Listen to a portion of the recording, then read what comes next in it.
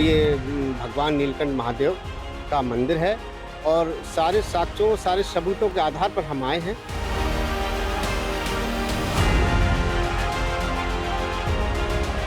ये मुकदमा चलने के लायक नहीं है और जिन लोगों ने मुकदमा दायर किया उन्हें मुकदमा दायर करने का हक भी नहीं है।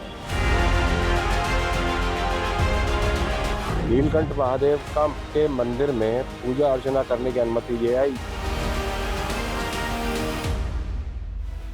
एक राज्य की दो तस्वीरें, दो अलग अलग शहर, लेकिन दोनों जगह मुद्दा एक।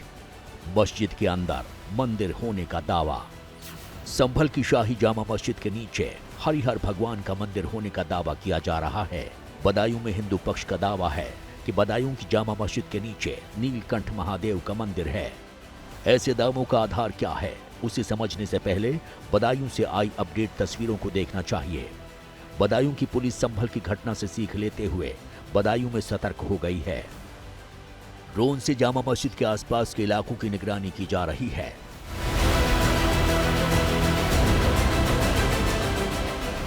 पुलिस हर छत और गलियों में नजर रख रही है। ड्रोन के साथ साथ सीसीटीवी की मदद से लोगों की गतिविधियों पर नजर रख रही है।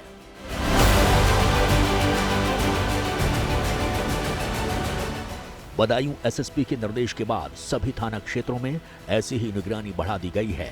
जिन घरों की छतों पर आपत्तिजनक चीजें दिखें, पुलिस ने उसे वहां से हटवा दिया और छतों पर संदिग्ध वस्तुएं जैसे ईंट, पत्थर न रखने की अपील भी की। शहर में शांति बनाए रखने के लिए पीस कमेटी की बैठक भी हुई और इस बात को सुनिश्चित किया गया कि बदायूं का माहौल खराब न होने पाए। अब सवाल है कि क्या बदायूं की जामा मस्जिद के नीचे नीलकंठ महादेव का मंदिर है? हिंदू पक्ष के दावे का आधार क्या है? 2022 में यह मामला सामने आया। अखिल भारत हिंदू महासभा के प्रदेश संयोजक मुकेश पटेल ने दावा किया था कि जामा मस्जिद की जगह पहले नीलकंठ महादेव मंदिर था। इसके बाद उन्होंने यहां पूजा अर्चना की अनुमति के लिए कोर्ट में याचिका दायर की थी। सारे साक्ष्यों, सारे सबूतों के आधार पर हम आए हैं। हम अपने अदालत से पूरा हमें विश्वास है कि हमें न्याय मिलेगा और ये लोग चाहे बदायूं से ही, चाहे हाई कोर्ट से ही, चाहे सुप्रीम कोर्ट तक जाएं, हम इन अपने सबूतों के आधार पर मजबूती के साथ खड़े हुए हैं। मुकेश पटेल ने इतिहास के पन्नों में दर्ज तारीखों और घटनाओं को आधार बनाया है, जिसमें पृथ्वीराज चौहान और मोहम्मद गौरी का युद्ध और कुतुबुद्दीन ऐबक की करतूतों का जिक्र है।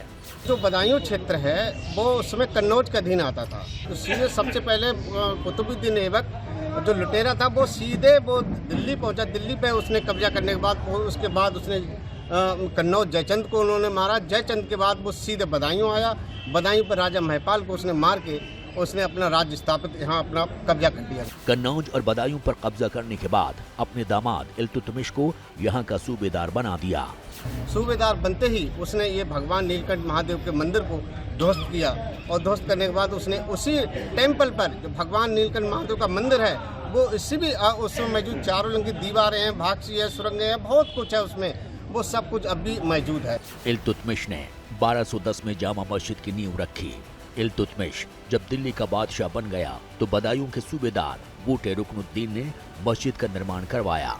1225 में जामा मस्जिद बनकर तैयार हो गई। अब 800 साल बाद इस मस्जिद पर हिंदू पक्ष ने बदायूं की कोर्ट में दावा ठोका है।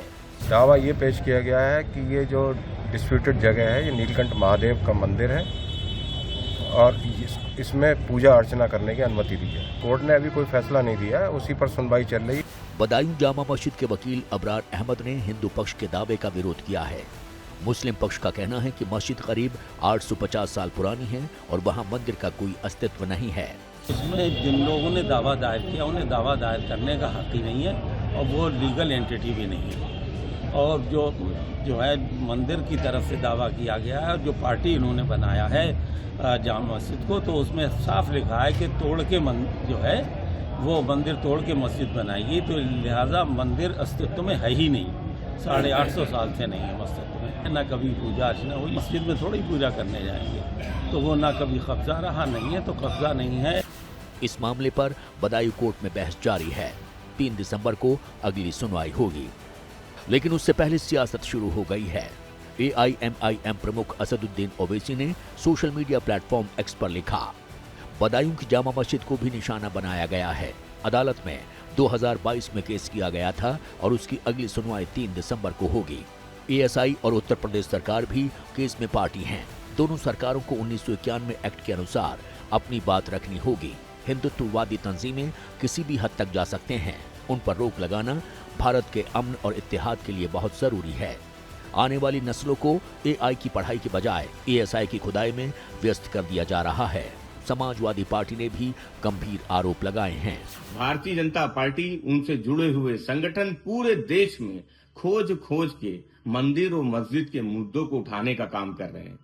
पहले संभल की बात हुई, अजमेर की बात हुई और अब बदायूं की बात हो रही है। भारतीय जनता पार्टी नफरत और बंटवारे की राजनीति कर रही है, मंदिर और मस्जिद की राजनीति कर रही है। जनता समझदार है, जनता भारतीय जनता पार्टी को जवाब देगी। बदायूं की जो जामा मस्जिद है, ऐतिहासिक मस्जिद है, जो प्लेसेज ऑफ वर्शिप एक्ट है, वो कहता है कि 15 अगस्त 1947 के दिन तक जो भी इबादतगाह जहाँ है, जैसी है, जो भी उसका कैरेक्टर है, उसमें कोई बदलाव नहीं हो सकता। सबसे पहले तो निचली अदालत कोई अधिकार ही नहीं था कि उस याचिका को स्वीकार करे जो उसने 2 साल पहले किया था। बदायूं जामा मस्जिद मामले पर बीजेपी का कहना है कि कोर्ट में अपनी बात रखना सबका हक है। देश का कानून, संविधान किसी भी व्यक्ति को अपनी बात कहने के लिए अदालत में जाने का अधिकार देता है। सरकार का काम माननीय न्यायालय के आदेश का अनुपालन कराना है। तो मामला विचाराधीन है, उसकी प्रतीक्षा करनी चाहिए। वहीं यूपी सरकार के मंत्री जयवीर सिंह ने कहा कि अदालत के आदेशों का पालन कराना सरकार का काम है। माननीय न्यायालय के जो भी आदेश आएंगे उसका पालन कराना सरकार की प्रतिबद्धता है। और आदेश क्या आ रहे हैं, आदेशों का क्या है, इसका अच्छी तरह अध्ययन, क्या व्यवस्था क्या नहीं करना है, इसका अध्ययन कोर्ट करता है। और कोर्ट ऐसा फोरम है जिस पर जाकर के विपक्ष भी अपनी बात रखने के लिए स्वतंत्र है, अपनी बात रखें। और मैं समझता हूँ कि न्यायालय न्याय देने का काम करेगा। माननीय न्यायालय आदेश देते हैं तो सत्य को सामने आने दीजिए ना, दूध का दूध पानी का पानी होने दीजिए। फिलहाल मामले में हिंदू पक्ष की बहस हो गई है, मुस्लिम पक्ष अपनी बातें रख रहा है। 3 दिसंबर को अगली सुनवाई है।